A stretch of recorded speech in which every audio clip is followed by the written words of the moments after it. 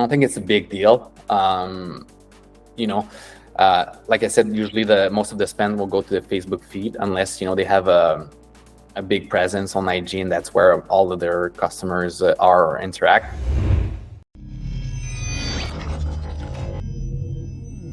So welcome to today's Meta call. We're going to talk about copywriting on Meta. So yeah, just full disclaimer here. Again, I'm not a copywriter, but as a media buyer, you have to sort of do it sometimes. So we're glad we have a great help here at Soul8 with Jenny. So yes, let's get started. So the first thing I'd like to go over is the recommendation on Meta. So here I put the links to where Meta put the recommendation in terms of text, so you can switch between the tabs. Video, the placement, and your objective usually is going to be sales or leads for us. And then on their, maybe I could put that a little bit bigger. Yeah. So on their recommendation, the images, the primary text, which is the text on top of the image or the video, usually depending on the placement. The recommendation is 50 to 150 character. And the headline is 27 characters. So that's kind of the short form they're recommending. It's similar for videos. The description, let me just give you some visual here. So yeah, let's see this one right there. Yep, I think I wanted to show this see more. I think I'll be able to see it. Yeah, you'll be able to see it here. So this is how the ad will show for some people. So the primary text will be on top on the feed, which is usually where Facebook will go. Sometimes it will go more on IG, but usually it's when the brand has more presence on IG, more organic presence there. That's usually when we see Instagram getting most of the spend. Usually it's going to be Facebook feeds. If you leave it to Advantage Plus, which is all placement, previously automatic placement. So that's the primary text. So the recommendation is to be short form, so there's no see more right there. And then the headline is the part in bold, and then the description is just under right there. Oops, sorry, didn't switch to the right one. Yeah, so the description here, it will be hidden if the headline is longer. So on my example right there, if the headline would took the second line right there, if it would be on 2 lines, we wouldn't see any part of the description. And the description that you see there, it's pulling from their landing page, right? Because I haven't entered any description for this one. So that's what it will do if you have a short headline. So that's kind of important to know, I think.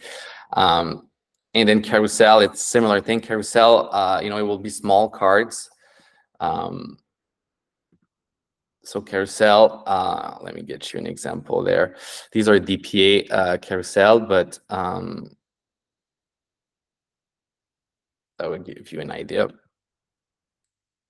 So carousel, we have very limited space right there. So these are dynamic carousel. So we could do some that are static, where we'll choose what images or video goes here.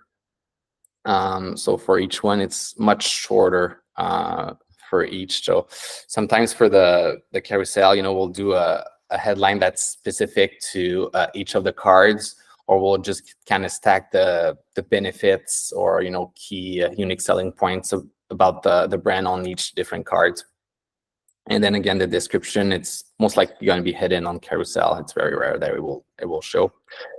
So yeah, catalogs is kind of what I just showed you, the dynamic catalog. So the dynamic catalogs here, the headline is actually like the product name that we dynamically pull from Shopify. But there's the option to do it manually, to set one for all right there. Yeah, so that's the difference. There's some that are dynamic, that are pulling from the feed, and some that are static, that we can create ourselves. So my personal recommendation for the primary text is either we go 150 character, which is short form without the see more, without people having to click.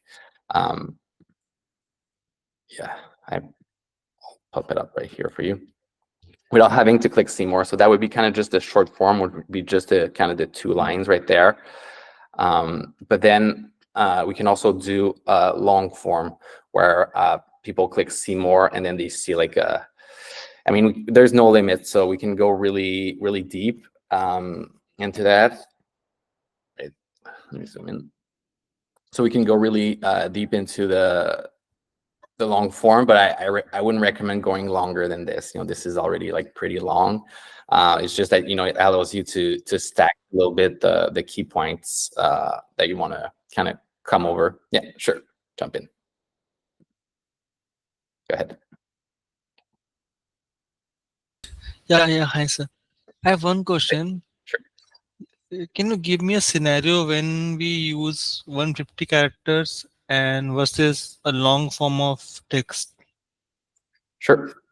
Yeah. So like this one would be like long form, since Yeah. you click the see more.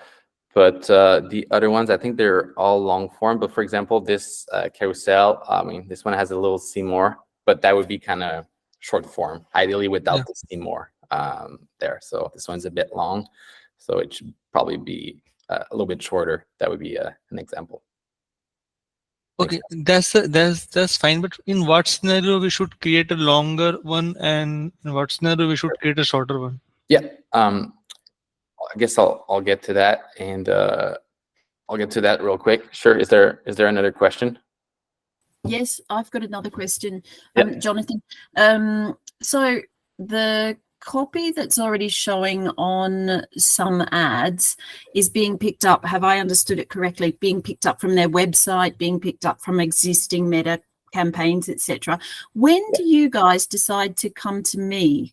Is it when they need like really revolutionizing the ad copy? Do you need like just support?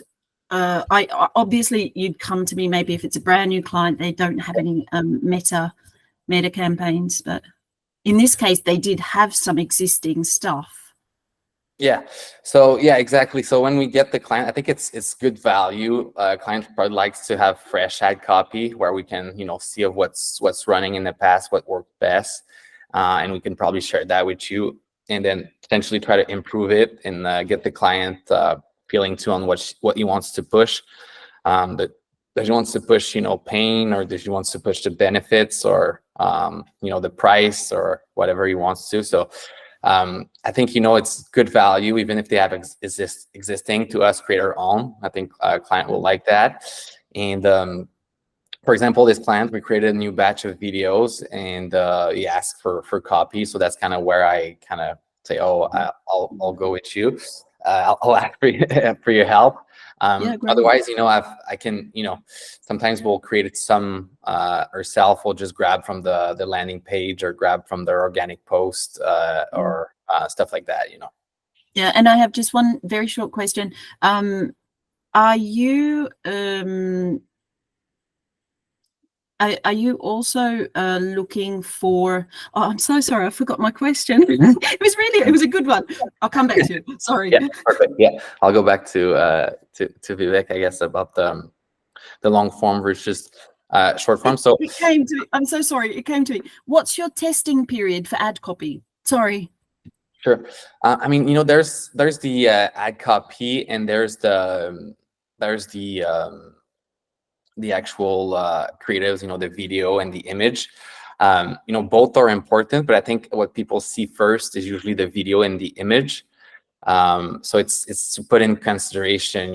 So what we'd like to do is test different version, split it out with let's say we have an image, and we have 3 different ad copy. We could do like 3 different ad and see which one is doing better. And that testing period is probably, I would say, 2 weeks or something around that, depending on the budget. If it's a smaller budget, probably 2 weeks. If not, probably shorter.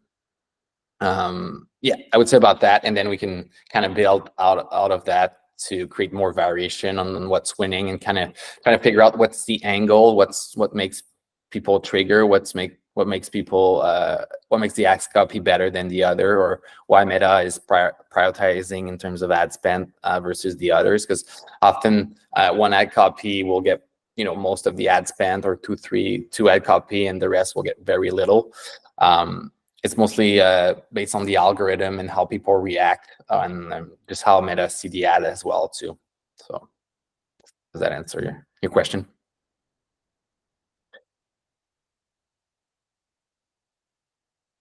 Yep. Yeah, so I think for Meta, in terms of short form versus long form, I'd like to test. I think it's good practice to test both. Yeah, I would say emojis are allowed versus Google, and we could put exclamation mark, and we could put full capital letters. And I don't think we can put it all of the text. I think if we put it like all the way everywhere, we might get the ads rejected. But if we just put the headline, it's fine, I think, or just some part of the primary text, that's cool. In terms of emojis, sometimes brands will use specific emojis, in their organic post or their replies, sort of part of their brand voice and their branding. So, for example, an easy example of that is, let's say their brand colors is purple, and let's say they always answer their comments with the purple heart at the end, kind of thing. Just kind of having some personalities with emojis is cool. We can put some emojis too, just to emphasize that's related to the text. So let's say we talk about reparation or stuff like that. We can put an emoji of tools, or someone working, and kind of something that match. So with the eyes, you can kind of see what's coming when you see the emoji. And yeah, there's also something I wanted to discuss. Is there's an option at the ad level, is the optimization of text. There's a lot of optimization that Meta propose when we upload an ad. I usually turn it off just because sometimes it will look weird.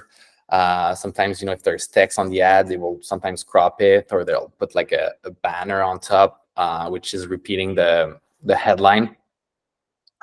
So usually we'll put that off, but if you put it on, Meta can switch between your primary text, your headline, or description, and switch it all and see which one works best. So usually we like to turn it off and keep the control on that for testing as well.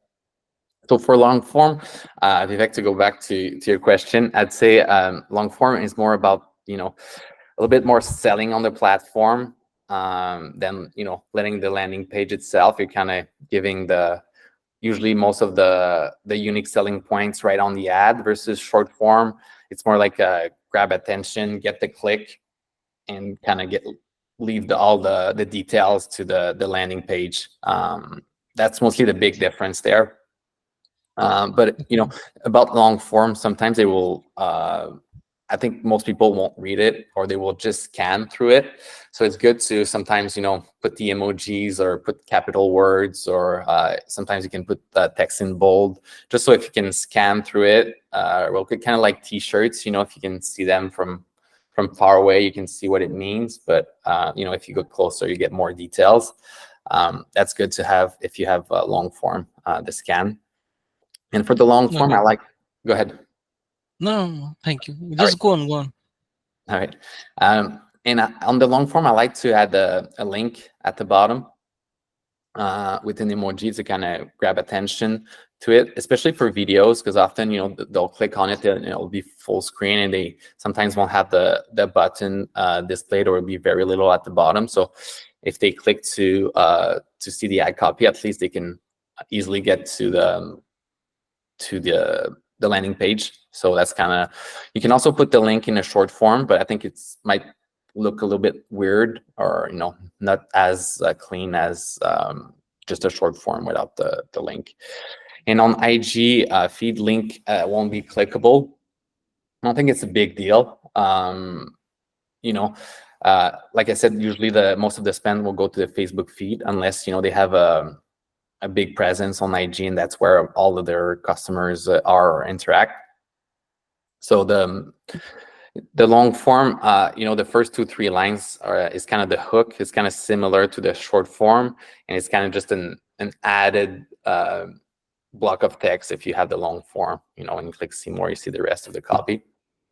And I think it's good to think about in what order what people will see. So I think most of the time people will see text on the image if there's any, and then they will see the headline and then the primary text. And if there's a see more, then they'll click see more. So that's kind of the process usually, not always, but I think most of the time. So it's good to keep that in mind and just kind of put ourselves in the potential customer's shoes and see if that makes sense. Going from each every of those, and each can have their own purpose. Like the text on the image can grab attention, the headline as well, and then the primary text can maybe go in more details. So yeah, short form, since we have really limited text, I think we want to be straightforward, no ambiguity. We want to be clear and on what we're selling or the service we're offering. So that would be my recommendation, especially on social media these days. I think people have very short attention. So if we don't capture it, or if we don't stand out, they'll just scroll through it to the next post.